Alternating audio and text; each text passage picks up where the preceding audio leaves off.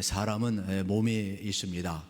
우리가 특별히 사람을 평가할 때 저 사람 잘생겼다, 저 사람 예쁘다 이야기하는 것은 보통 얼굴 보고 이야기합니다. 그리고 지체를 보고 이야기할 때 쓰는 표현이 되겠습니다.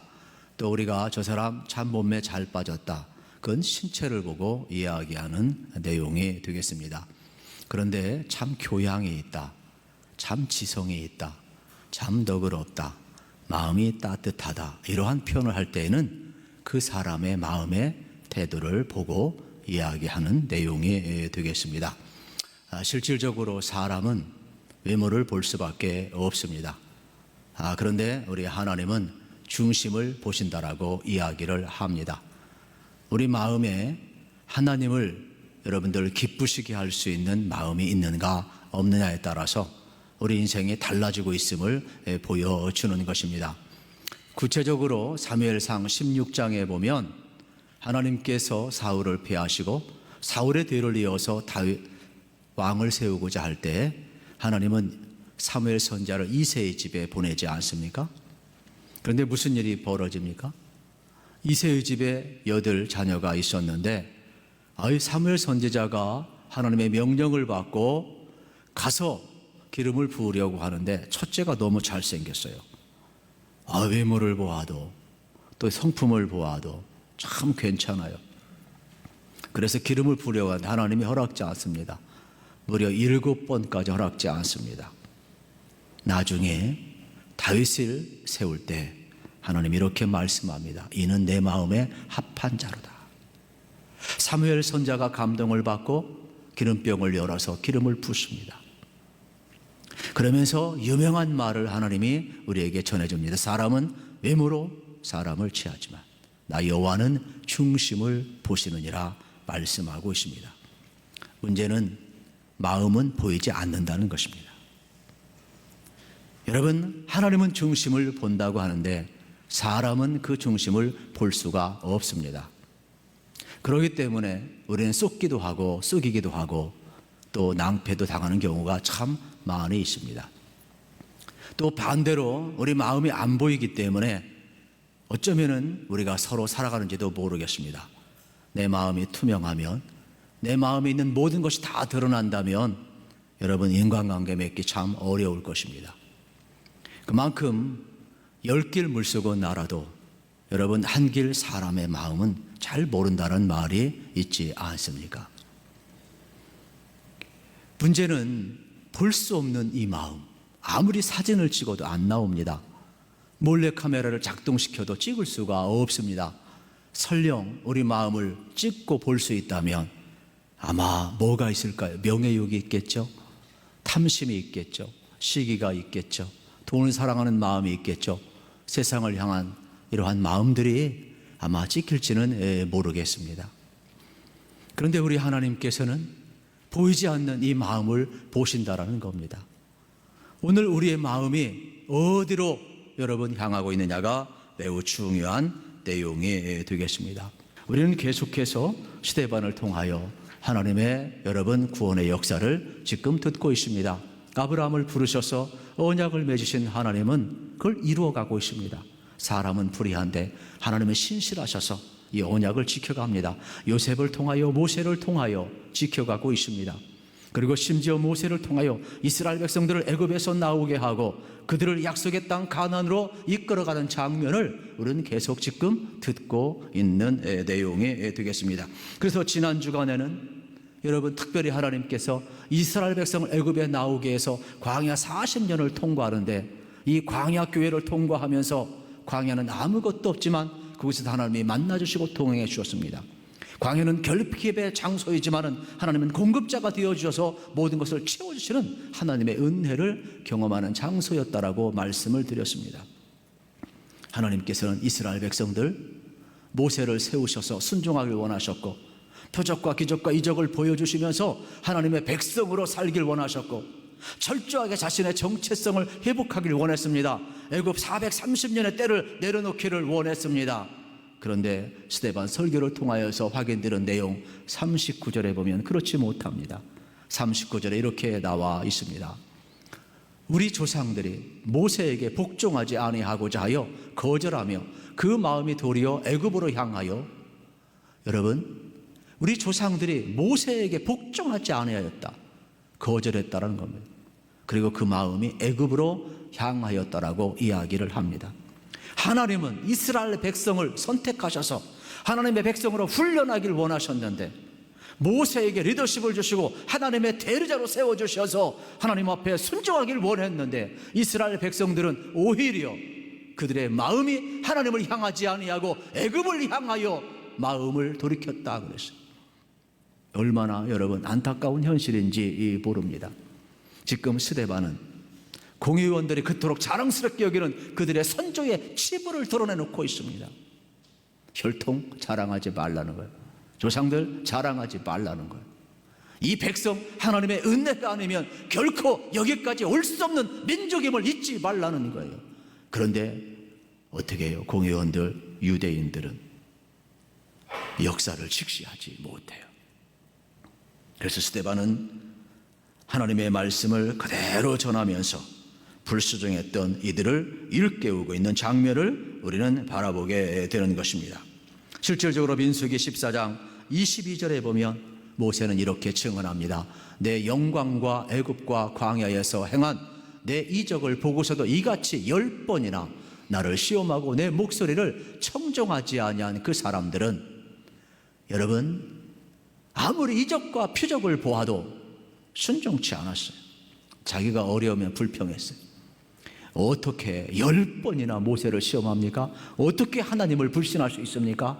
그런데 이들은 그렇게 행했다라고 말도 안 되는 역사를 그들은 가지고 있는 겁니다. 이스라엘 백성들이 430년 노예 생활을 하다가 애굽에서 나올 때 얼마나 행복했겠습니까? 그런데 하나님께서는 이들을 직선길로 가지 않고 어떻게 하십니까? 광야로 위의 도로를 택하게 합니다. 그러는 사이에 바로의 마음이 강팍해져서 군대를 보내가지고 히브리인들을 잡아와 노예로 부리라, 벽돌과 국구성을 짓는데 동원하라 명령을 내립니다. 그런데 앞에는 홍해바다가 가로막고 있습니다. 이스라엘 백성들은 하나님이 안 보입니다. 이스라엘 백성들은 뒤에서 축하는 군대 때문에 두려워합니다. 앞에 보이는 홍해바다 때문에 두려워합니다. 10가지 재앙을 내서 애굽에서 나오게 하신 전능하신 하나님을 잃어버리고 있습니다. 모세를 통하여 출애굽의 역사를 이루신 그 하나님을 잃어버리고 있습니다. 진퇴양난입니다. 그러다 보니까 그들은 불평과 원망을 할 수밖에 없는 거예요. 아무리 은혜를 체험했어도 어려운 환경 앞에 직면하면 하나님을 바라봐야 하는데, 환경만 바라보면 마음이 자꾸 애굽으로 향하고 있음을 보게 되는 것입니다. 실질적으로 출애굽기 14장 11절 12절에 이렇게 표현하고 있습니다. 그들이 또 모세에게 이르되 애굽에 매장지가 없어서 당신이 우리를 이끌어내어 이 광야에서 죽게 하느냐? 어찌하여 당신이 우리를 애굽에서 이끌어내어 우리에게 이같이 하느냐? 우리가 애굽에서 당신에게 이런 말이 이것이 아니냐? 이르기를 우리를 내버려 두라. 우리가 애굽 사람을 섬길 것을 하지 아니하였더냐? 애굽 사람을 섬기는 것이 광야에서 죽는 것보다 낫겠노라 말씀하고 있습니다. 그뿐만 아닙니다. 여러분, 신광야에 들어갔을 때에도 이스라엘 백성들의 마음을 진단해 보면 참 말도 안 됩니다. 이들은 신광야에 들어가서 양식이 떨어졌을 때 어떻게 합니까? 똑같이 하나님 원망, 모세 원망. 실질적으로 백성들끼리 서로 싸우고 있습니다. 얼마나 기가 막힌지 몰라요. 분명히 하나님께서는 광야에서 이들의 인생을 그냥 방치한 게 아닙니다. 함께 해주셨고 인도해 주셨고 그들 속에 분명히 표적과 이적을 보여주었고 책임지겠다고 말씀했습니다. 그러면 하나님을 향하여 그들의 마음이 변치 않아야 되는데 자기들의 가지고 있는 양식 계산이 다 끊어지고 더 이상 광야에서 농사를 지을 수도 없고 양식을 구할 수 없으니까 불평하기를 시작을 합니다. 그래서 출애굽기 16장 2절 3절에서 이렇게 그들은 불평합니다. 이스라엘 자손 온 회중이 그 광야에서 모세와 아론을 원망하여 이스라엘 자손이 그들에게 이르되 우리가 애굽 땅에서 고기 감아 곁에 앉아 있던 때와 떡을 배불리 먹던 때에 여호와의 손에 죽었더라면 좋았을 것을 너희가 이 광야로 우리를 인도하여 내어 온 회중이 주려 죽게 하는도다. 여러분, 사람이요 한번 불평과 원망에 쌓이면 과거를 미워하는 능력이 있어요. 애굽이 좋대요. 노예 생활했는데 뭐가 애굽이 좋습니까? 여러분, 식민지 생활하고 노예 생활하는데 펄펄 끓는 가마솥 곁에서 고기를 실컷 먹었대. 어떻게 노예들이 실컷 먹습니까? 양식이 배불러 터졌다. 어떻게 그렇게 여러분 살 수가 있습니까? 사람은요 괜히 힘들고 어려우면 현재를 부정하고 말도 안 되는 지나간 과거를 미화시켜서 공격을 해요. 아주 못된 습성이에요. 그래서 저는 과거 이야기를 별로 좋아하지 않습니다. 아싸리 지나간 이야기는 저는 하지 않습니다. 여러분들이 저를 경험해 보시면 알겠지만 가능한 다 피해버려요. 뻥이 많고 미화가 많고 진실성이 없어요. 여러분, 이스라엘 백성이 지금 신광야 앞에서 이렇게 하고 있어요. 자기들이 힘들다고 실언하고 있는 장면을 보는 거예요. 여러분, 아무리 힘들어도 과거 미화시키지 마시고요, 실언하지 않는 은혜가 있기를 축복합니다. 세 번째로 이들은 바란 광야에서 이스라엘의 마음을 진단해 보면 참 마음이 아파요. 왜냐하면 가나안을 목전에 두고 모세가 각 지파에 한 사람씩 나오라고 그랬어요. 12명의 정탐꾼을 세웠어요. 그리고 40일간 정탐하게 했어요. 40일 정탐 후에 돌아와서 보고를 하는데 여호수아 갈렙 위에 10명이 부정적인 보고를 해요. 그러니까 교회는 민주주의가 아니에요. 신정 통치는 민주주의가 아니에요. 여러분, 다수결이 아니에요. 사람 비유 맞추는 것이 아니에요. 10명들이 부정적인 보고를 하니까 그들은 네피림이요 거대한 족속이요 열매를 보아도 포도나무도 얼마나 큰지 장정이 포도 한 송이 꺾어서 어깨에 메고 가도 힘들다라는 거예요. 그러면서 우리는 그들의 보기에 메뚜기에 불과하다. 그들이 볼 때도 우리 메뚜기처럼 취급할 것 아니냐, 우리가 싸워서 이길 수 없다. 그러면서 부정적인 보고를 하니까 아이고 우리 죽었구나, 차라리 여기까지 생고생했구나, 애굽에서 차라리 그냥 노예로 살아면 나았을 것을, 이러한 짓을 하고 있어요. 여러분, 우리 인생길을 걸어가면서 우리가 어떠한 자세를 갖느냐 참 중요합니다. 그래서 결국 원망하는 모습이 민수기 14장 2절 3절에서 이렇게 표현됩니다. 이스라엘 자손이 다 모세와 아론을 원망하며 온 회중이 그들에게 이르되 우리가 애굽 땅에서 죽었거나 이 광야에서 죽었으면 좋았을 것을 어찌하여 여호와가 우리를 그 땅으로 인도하여 칼에 쓰러지게 하려 하는가? 우리 처지가 사로잡히려니 애굽으로 돌아가는 것이 낫지 아니하랴. 여러분, 우리 기억합시다. 지금 우리의 마음이 이렇게 홍해 앞에서나 신광야 앞에서나 바란광야 앞에서 애굽을 향하고 있지는 않는지 묻고 있는 거예요. 오늘의 현실이 어려울 때 하나님을 향하여 믿음의 방향을 갖고 있는가? 하나님을 절대적으로 신뢰하고 있는가? 아니면 오늘의 현실이 어렵기 때문에, 내가 불편하기 때문에 불평하고 원망하고 하나님과 지대를 원망하며 여러분 지난 날을 그리워하고 있지는 않느냐고 묻고 있는 거예요. 우리가 결혼해서 사는데 옛날 애인을 향해서 마음이 있다면 현실이 행복할 수 있겠어요? 도대체 네 마음이 어디로 향하느냐 묻는 거예요. 하나님이 지금 우리에게 묻는 거예요. 우리의 마음이 어디로 향하고 있느냐? 여러분, 애굽의 때와 비교하면서 지금 상황의 불평과 원망을 쏟아내는 이 모습을 보면 얼마나 안타깝겠어요. 하나님은 모세와 함께 하시고 이스라엘 백성을 애굽에서 나오게 하고 광야를 통과하게 하는 것은 영적인 귀소 본능을 회복해서 너희는 내가 택한 백성이요 너희는 예배자로 내가 구별한 백성이요 오직 하나님만 예배할 자라고 가르치기 위해서 불러냈는데, 이들은 영적 여러분 회개 본능을 지금 잃어버리고 있어요. 연어도 때가 되면 자기 고향으로 갈 줄 아는데, 절새들도 여러분 때가 되면 이동을 할 줄 알고 고향을 향하여 갈 줄을 아는데, 하나님의 형상대로 지음받은 인간이 430년 동안 얼마나 노예 생활과 우상 숭배에 물들어 있으면은 지금 하나님이 특별한 은총으로 이스라엘 백성을 빼어내서 훈련시키고 하나님을 향할 수 있도록 이끌어가는데 불순종하고 있다 이 말이에요. 얼마나 마음이 아프겠습니까? 하나님의 은혜를 너무나 쉽게 잊어버리는 겁니다. 그러니까 표적과 기적을 보아도 하나님의 은혜 안에 거하지 아니하면 마음이 화인맞아 버리기 때문에 불평과 원망을 할 수밖에 없는 거예요. 저는 여러분들의 마음이 주 안에 거하시기를 축복합니다. 어떠한 경우에도 환경을 뛰어넘고 여러분 주님 안에 거하시고 주님의 은혜 안에 머물고, 그래서 그 주님을 여러분들이 다시 한번 꼭 붙들어야 돼요. 그렇지 않으면 환경이 이길 수 없어요. 여러분 낙이 만만하게 봐서는 안 돼요. 이 불평과 원망, 우리는요 남의 모습이 아니에요. 오늘 묻고 있는 거예요. 우리는 어떠한 모습으로 살아가고 있느냐 이 말이에요. 감당하기 어려운 상황 앞에 여러분 우리가 섰을 때 불평과 원망하기보다는 하나님을 바라볼 수 있느냐는 거예요. 순종할 수 있느냐 묻고 있는 내용에 두겠습니다. 실질적으로 우리를 휘감는 상황보다는 우리를 향한 하나님의 사랑이 더 큼을 믿어야 합니다. 우리를 주저앉히는 상황보다는 우리를 일으켜 세우는 하나님의 은혜가 큼을 믿어야 합니다. 우리를 좌절시키고 절망시키는 상황보다는 우리를 소생시키시는 하나님의 선하신 능력이 더 큼을 꼭 믿으시기를 우리 주님의 이름으로 축복합니다. 사랑하는 성도 여러분, 오늘 우리는 참 어려운 시기를 살고 있습니다. 저는 요즘 많은 생각을 해봅니다.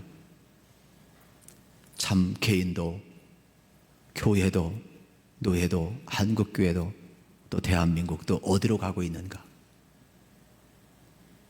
저는 이 코로나가 과연 교회를 무너뜨릴 수 있는가? 절대로 무너뜨릴 수 없습니다. 여러분, 교회를 희생양 삼으려고 하는 공권력이, 아무리 언론이 여러분 세상에 교묘한 사람들이 별말을 다 지어서 공격한다 할지라도 교회는 무너지지 않는다는 것을 여러분 알으셔야 됩니다. 교회는 주님의 것입니다. 교회는 어떠한 환난과 핍박 속에서 한 번도 무너지지 않았습니다. 우리가 두려운 것은 우리가 주님께로 우리 마음이 향하지 않고 애굽으로 향하고 세상으로 향할까 봐 두려운 겁니다. 우리 마음이 주님을 떠날까 봐 두려운 겁니다. 주님이 우리를 떠날까 봐 두려운 겁니다. 개인과 교회가 무너지는 것은 주님의 영광이 떠날 때 무너지는 것입니다. 주님이 우리와 함께만 한다면, 우리가 주님 안에 거할 수만 있다면 개인도 교회도 무너지지 않는다는 것을 여러분 꼭 믿으시기를 우리 주님의 이름으로 축원합니다.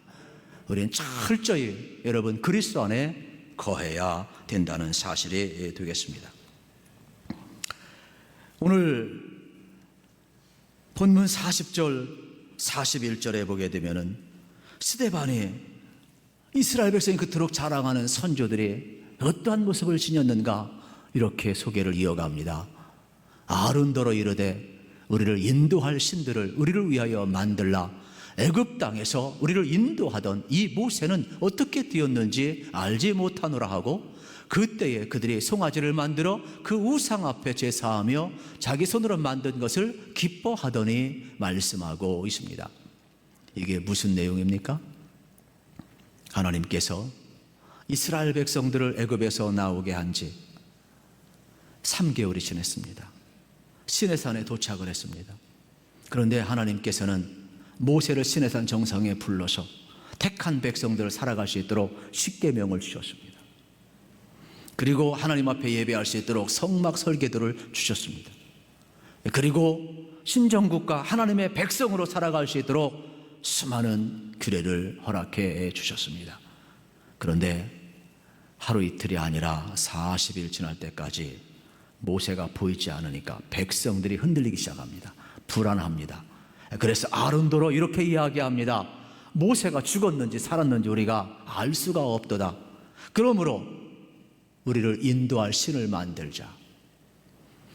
여러분 이걸 알으셔야 돼요. 불안했을 때 애굽에서 430년 동안 얼마나 우상 숭배에 쩌들었던지 요 40일을 견디지 못하고 자기 가지고 있는 것을 다 내려놓아서 녹여가지고 금송아지를 만들고 절을 하고 심지어 거짓된 신앙까지 고백을 해요. 뭐라고요? 우리를 인도한 신이래요. 하나님이 인도했고 모세를 통하여서 출애굽의 역사를 이루었음에도 불구하고 보이지 아니하니까 엉뚱한 본능이 나오는 거예요. 여러분, 하나님께서 어떻게 하셨어요? 이때 모세가 내려와서 그들 보면서 3,000명을 한 번에 죽여버렸어요. 엄청난 진노의 사건이 일어나고 있음을 보게 되는 거예요. 어느 때요? 보이지 않는 하나님을, 그들이 떠났을 때 하나님도 외면하는 장면을 우리는 성경에서 보게 됨을 발견하게 되는 것입니다. 그렇습니다. 사랑하는 성도 여러분, 우리 출애굽기 32장 1절에 보면 이렇게 표현을 하고 있습니다. 백성이 모세가 산에서 내려오며 더딤을 보고 모여 백성이 아론에게 이르러 말하되 일어나라, 우리를 위하여 우리를 인도할 신을 만들라.